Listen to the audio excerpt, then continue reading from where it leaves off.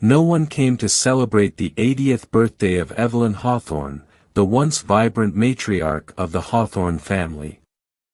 Her children had long since grown distant, lost in their busy lives, leaving her to sit alone, candles flickering on a cake that would never be cut. Months later, as her children gathered to mourn her passing, they were left reeling by the contents of her will, a gift none of them expected, a revelation none could forget. Evelyn Hawthorne had always been a strong woman, the kind who built her life around family, tradition, and love.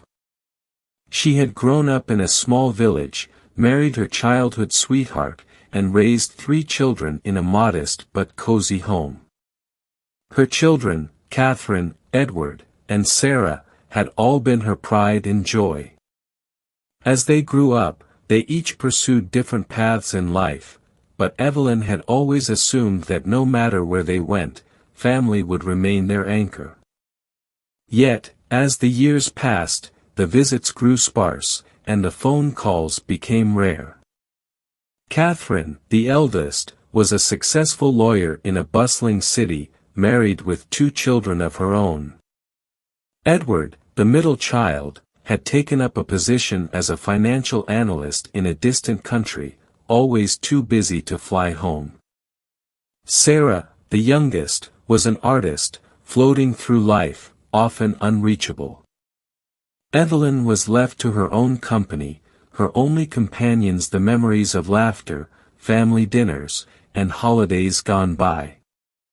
For her 80th birthday, Evelyn had prepared with great care, hoping her children would finally return. She baked her favorite cake, adorned the dining table with flowers, and even bought gifts for each of her grandchildren. But when the clock struck 7, and the house remained eerily silent, Evelyn realized no one was coming.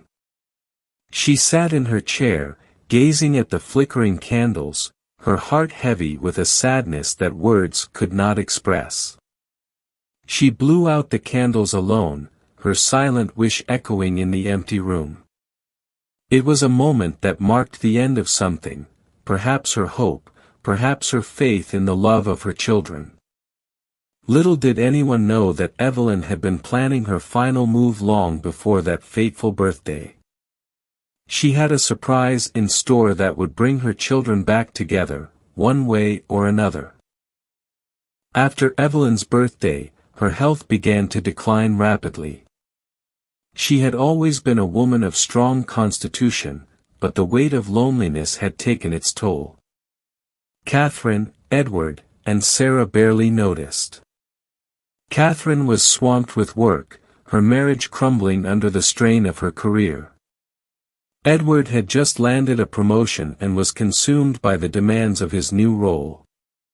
Sarah, as always, was somewhere unreachable, exploring an art residency in a remote village. None of them realized that their mother was slipping away. One day, a neighbor, Mrs. Parker, found Evelyn unconscious in her home. She called an ambulance, but it was too late.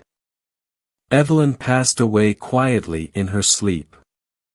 News of her death reached the children quickly, but for them, it was an inconvenience rather than a tragedy. Catherine postponed a meeting, Edward booked a flight begrudgingly, and Sarah, after several attempts to reach her, finally responded that she would come. When they gathered in the small village for the funeral, the air was thick with tension. The siblings hadn't been in the same room for years, and their strained relationships only added to the discomfort. Catherine criticized Sarah for her erratic lifestyle, while Edward remained distant, focused on his phone even as they stood by their mother's casket. There were no tears, no heartfelt goodbyes. It was a brief, formal service. Evelyn's will, however, was a different matter. The reading of the will was held in the very house where Evelyn had spent her final days. Her lawyer, Mr. Andrews, was an old family friend, and he gathered the children in the living room where they had once played as children.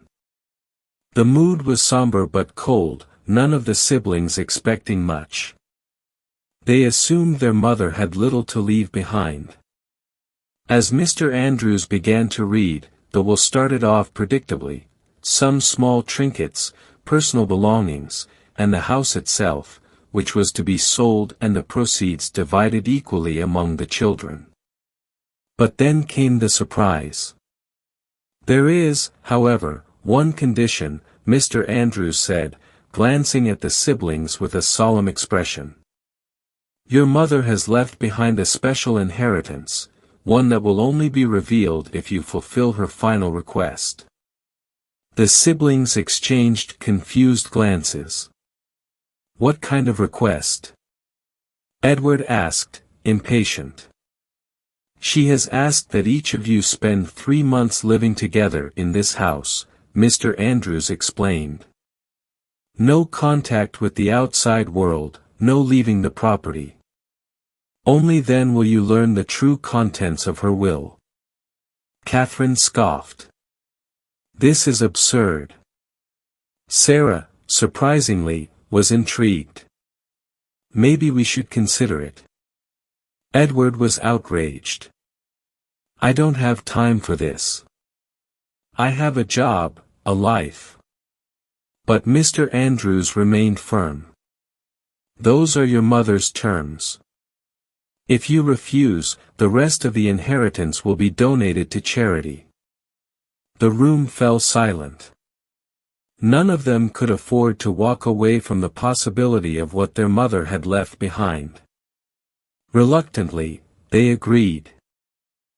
The first few weeks were tense, to say the least. Catherine buried herself in books and paperwork, trying to keep herself occupied. Edward paced the house, frustrated by the lack of communication with the outside world. Sarah, always the free spirit, seemed the least bothered, though even she found the isolation challenging. As time passed, however, they began to uncover things about the house, and about their mother, that they had never known. Letters hidden in drawers, journals filled with thoughts and dreams they never knew Evelyn had. They learned of her loneliness, her heartache, and her undying love for them, despite their absence. One evening, they found a locked chest in the attic. Inside were photographs, keepsakes, and letters addressed to each of them. Evelyn had written them over the years, never sending them, but pouring her heart into every word. It was a painful realization for all of them. They had abandoned her, but she had never stopped loving them. The house seemed to take on a life of its own as the siblings began to open up to each other. Old resentments surfaced, and long-buried conflicts were aired. Catherine confessed her struggles with balancing her career and family, admitting that she had always felt like she had to be perfect. Edward revealed his deep-seated insecurity, feeling like he was never good enough in the shadow of his older sister's success. Sarah, for the first time, shared her fear of settling down, of losing herself in the expectations of others. The arguments were fierce, but they were necessary. For the first time in years, they were truly communicating, breaking down the walls they had built between them. As the months went on, the siblings found a new rhythm. They cooked meals together, reminisced about their childhood, and slowly began to heal the wounds of the past. The house, once a symbol of their estrangement, became a place of reconciliation. On the last day of the 3rd month, Mr. Andrews returned to the house. The siblings had fulfilled their mother's request, and now it was time to learn the truth. Mr. Andrews handed them a sealed envelope, inside of which was a final letter from Evelyn.